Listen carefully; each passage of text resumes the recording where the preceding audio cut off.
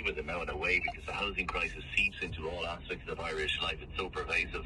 About 100 nurses and other healthcare professionals are expected to attend an African Health Summit to be held in Dublin tomorrow, with a variety of issues on the agenda. Minister for Health Stephen Donnelly is scheduled to address the event, which will take place at the Richmond Education Centre in Dublin. But housing is one of the key issues on the agenda. Joining me now is the President of the Association of Nigerian Nurses in Ireland, Olayinka Arimu.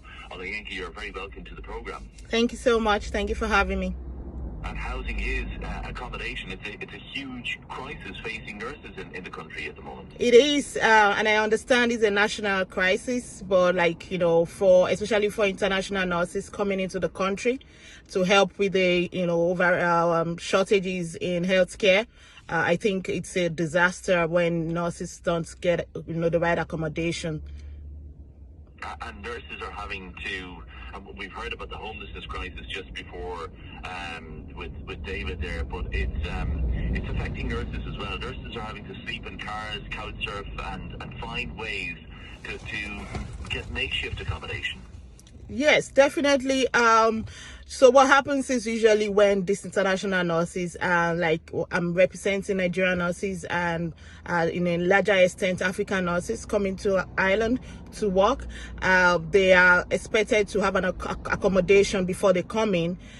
Some recruiters are actually using that as a criteria to get a job, that you have to have a proof of accommodation before you can get a job, or before they can, sponsor the visas and things like that. So what happens is these nurses have to sort themselves out, and some have to, make do with shared accommodation, which is sometimes are even misgender, like hostel accommodation. You have misgender, and that's very disgraceful.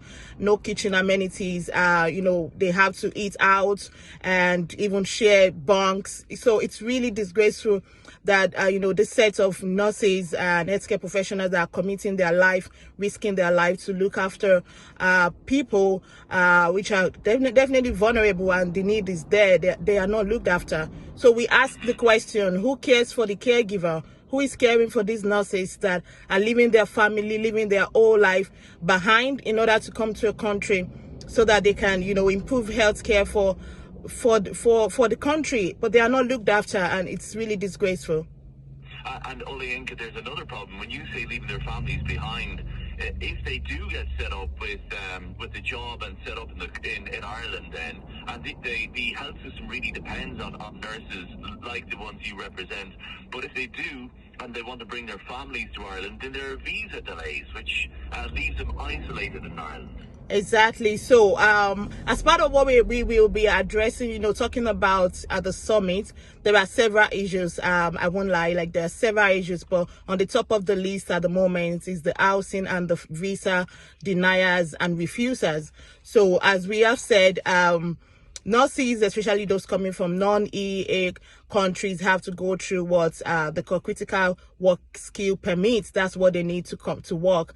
One of the conditions of this work permit is that you have an immediate family reunification. And we understand that for certain countries, it has to be maybe up to 6 month processing time.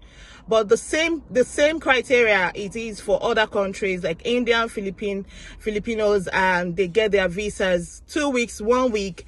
And so leaving nurses from Africa, major part of Africa, especially Nigeria and Ghana, having to stay for months, years, and waiting for visa for their family. Which was, that was not the initial plan, and everybody feels like, the most advantage for Ireland, for people is that, family oriented, they will look after my family, or it wouldn't be an issue. But it's becoming a big issue now. We've had delays up to 12 months, and even after the delay, some are coming down with refusals. So you can imagine the frustration that these nurses go through. Indeed. Well, look, the African Health Summit is held in Dublin tomorrow at the Richmond Education Centre. Minister Stephen Donnelly he'll be there, he's to address the nurses there. We'll see what comes of your pleas to him. But Olayinka Arimu, President of the Association of Nigerian Nurses in Ireland, thank you very much indeed for joining us. Thank you so much.